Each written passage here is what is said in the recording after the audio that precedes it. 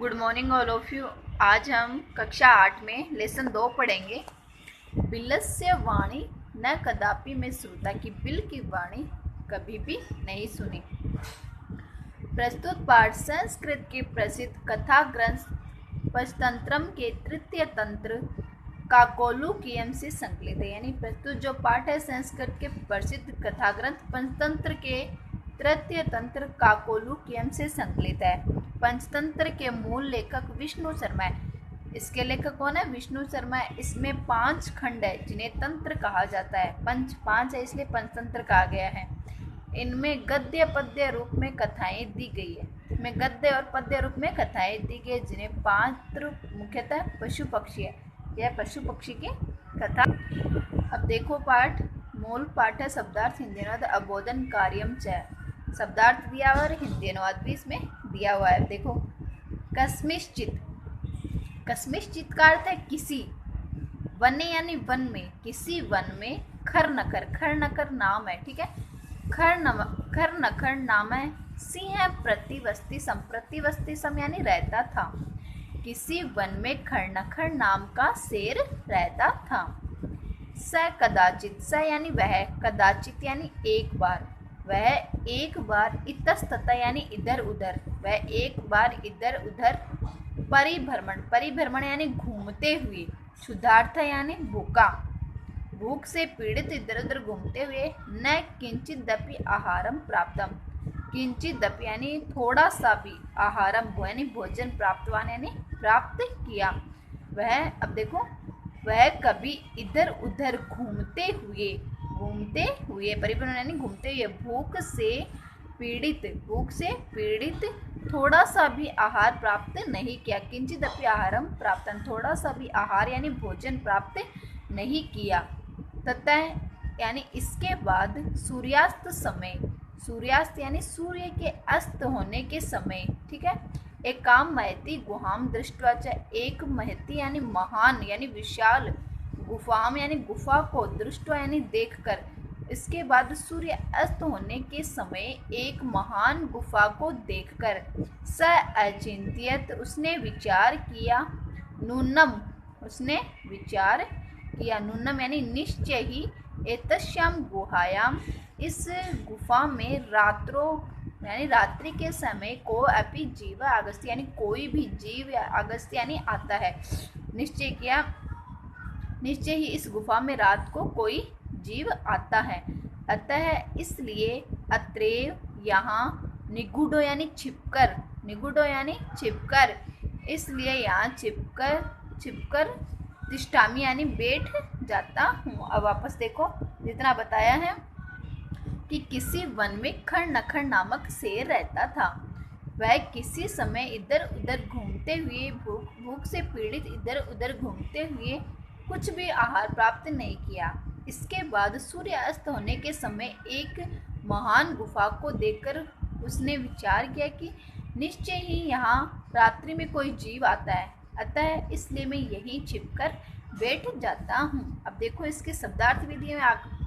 आपको जो भी अर्थ समझ में नहीं आए तो इसमें से आप देख सकते हो। देखो, कस्मिश्चित यानी किसी, वने यानी वन में, प्रतिवस्ती यानी रहता था, स यानी वह, कदाचित यानी एक बार, इतस्ततः यानी इधर उधर, परिभ्रमण यानी घूमता हुआ, क्षुधार्थ यानी भूख से पीड़ित, किंचिदपि यानी थोड़ा सा भी, आहारम यानी भोजन, प्राप्तवान यानी प्राप्त किया, तथा यानी तब, सूर्यास्त समय यानी सूर्य के अस्त होने के समय, एक काम यानी एक, महतीम यानी विशाल, गुहाम यानी गुफा को, दृष्टवा यानी देखकर, अचिंत्यत यानी सोचा, नूनम यानी अवश्य ही, एतेश्याम यानी इसमें, रात्रो यानी रात में, को अपि यानी कोई भी, जीव है यानी प्राणी, आगच्छति यानी आता है, अतः इसलिए अत्रेव यहाँ पर ही, निगूढ़ यानी छिपकर, तिष्ठामि यानी बैठ जाता हूँ। इसमें देखो, ये हिंदी अनुवाद भी दिया हुआ है कि किसी वन में खर नखर नामक सिंह रहता था। कभी इधर उधर घूमते हुए भूख से पीड़ित थोड़ा सा भी आहार प्राप्त नहीं किया। इसके बाद सूर्य के अस्त होने के समय एक विशाल गुफा को देखकर उसने विचार किया, निश्चय ही इस गुफा में रात को कोई जीव आता है, इसलिए यहाँ पर ही छिप कर बैठ जाता हूँ। देखो इसके क्वेश्चन आंसर भी दे रखे हैं, जितना पढ़ा है उतने के क्वेश्चन आंसर देखो। सिंह से कीम नाम आसी, शेर का क्या नाम था? तो खर नखर, क्या नाम था? खर नखर। दूसरा, सिंह कुत्र प्रतिवस्ति सम, सिंह कहाँ रहता था? सिंह कहाँ रहता था? तो सिंह कहाँ रखता था? कस्मिश्चित वने, कस्मिश्चित वने यानी किसी वन में। सिंह कदा महती गुहा, वहाँ पे सिंह ने कब विशाल गुफा को देखा? तो सूर्यास्त समय। क्या? सूर्यास्त समय यानी सूर्य के अस्त होने के समय। गुहा किधर से आसित, गुहा यानी गुफा किस थी? तो गुहा विशाल थी। तो महती गुहाम, गुहा कैसी थी? विशाल, महती गुहाम। फिर है आगे हैं, गुहाम दृष्टवा सिंह किम अचिंत्यत, गुफा को देखकर सिंह ने क्या विचार किया कि नूनम एतस्याम गुहाम रात्रों को अपनी जीवा आगस्ती, की निश्चय ही रात में कोई जीव यहाँ आता है। गुहाम दृष्टवा सिंह अचिंत्यत एत नूनम एतस्या गुहाम रात्रों को अपनी जीवा आगच्छति। फिर है सिंह कथम तत्र अतिष्ठ, सिंह कहाँ बैठ गया? तो सिंह तत्र निगूढ़ो बुद्ध्वा यानी वहाँ छुपकर बैठ गए। देखो दिया हुआ है इसमें। अगला है अत्रेव इतस्य संधि विच्छेदम कुरु, अत्रेव का संधि, तो अत्र प्लस एव, इसमें त्रे आई की डबल मात्रा, तो इसमें क्या हो गई? वृद्धि संधि हो गई। ठीक है। आठवां भूत्वा इत्यस्मिन् प्रत्यय प्रकृति प्रत्यय, अब आपको मैंने प्रत्यय करवाए हैं। तो प्रत्यय में देखो भूतवा, तुआ किस में शेष रहता है? कत्वा प्रत्यय में। किस में शेष रहता है? कत्वा प्रत्यय में। तो भू धातु प्रकृति कत्वा प्रत्यय वर्ते, इसमें कौन सा प्रत्यय हुआ? कत्वा, क्योंकि तवा शेष है इसलिए इसमें कत्वा प्रत्यय हुआ है। अब देखो आगे इसका, एतस्मिन् अंतरे गुहायाम स्वामी दधिपुच्छक नामक शृगालय समागत। एतस्मिन् यानी इसी, अंतरे यानी बीच में, इसी बीच में, गुहाया यानी गुफा में, दधिपुच्छ, दधिपुच्छ नामक शृगालय यानी सियार या गिद्दड़, समगच्छत यानी आ गया। इसी बीच वहाँ गुफा में दधिपुच्छ नामक सियार आया।